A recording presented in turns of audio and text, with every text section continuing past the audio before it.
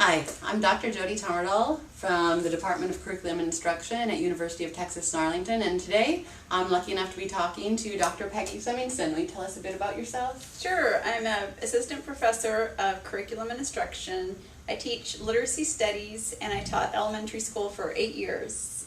And today Dr. Semingson is going to be talking to us about different activities that you can do either in the classroom or with your own children or any children you might happen to be spending time with, about activities for teaching phonological awareness. Before we get into it, would you just remind us again what phonological awareness is and why we want to emphasize this? Yeah, it's the ability to hear and manipulate sounds, and it's a skill that most children develop naturally in the home, like talking to mom or caretaker, through rhyming games and alliteration like tongue twisters and being read to and sung to.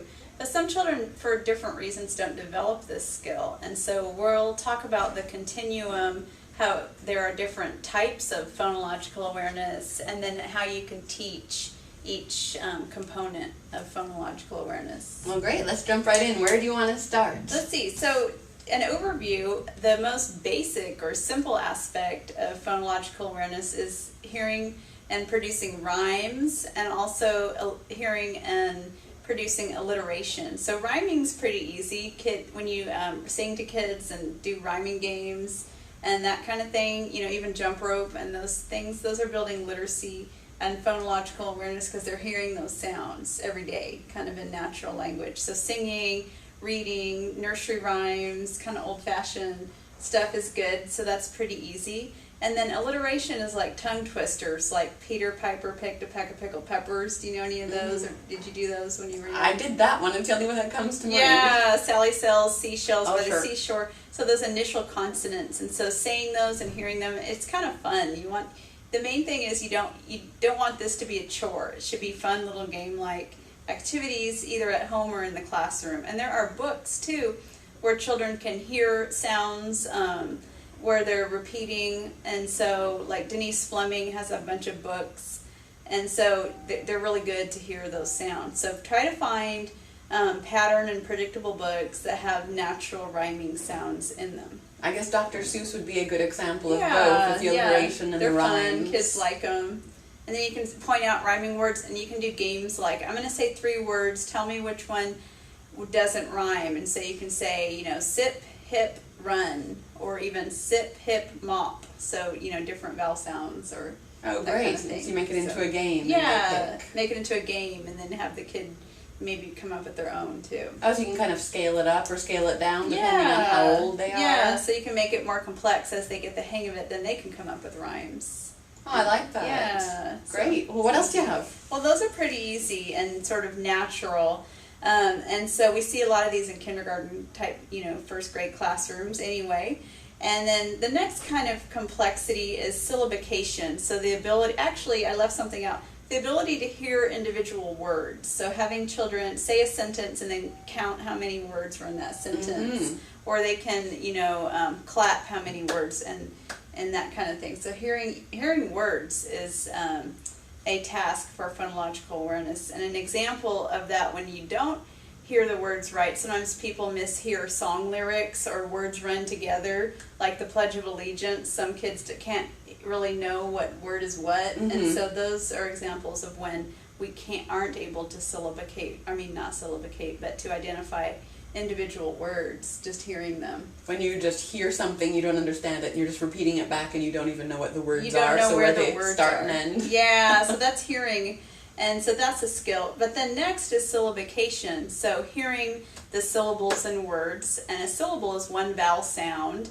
And one trick, have you heard this, is you can feel your jaw drop for each syllable. No, it's like Jodi, try. Jodi. Your jaw should drop twice. That's 2 syllables. And Peggy, Peggy. And my jaw, and I exaggerated it, and it dropped down twice. Or they can put their hands on there.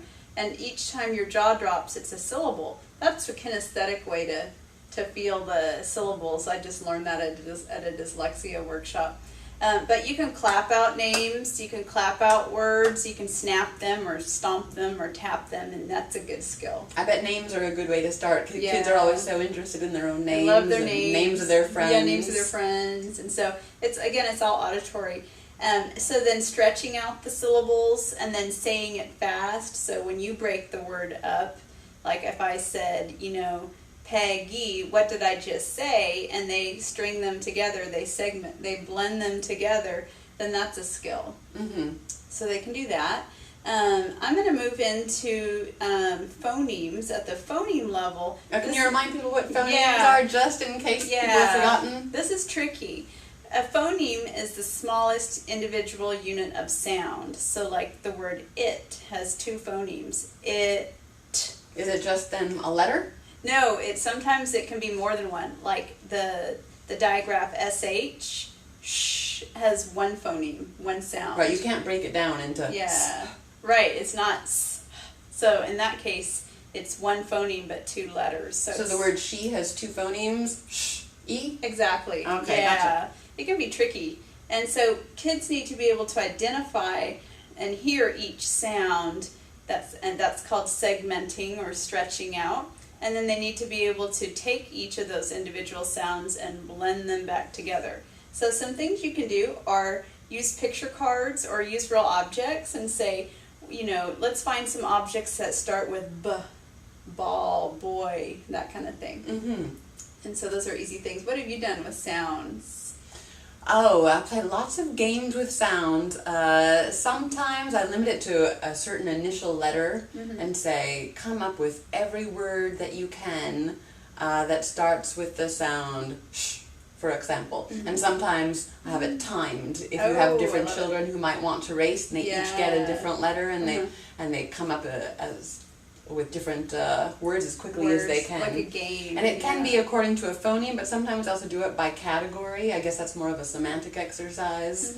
But also saying words very quickly or slowly and asking them either to stretch it out or to pull it together like you were talking about earlier. That's a good one. That's called say it slow, say it fast.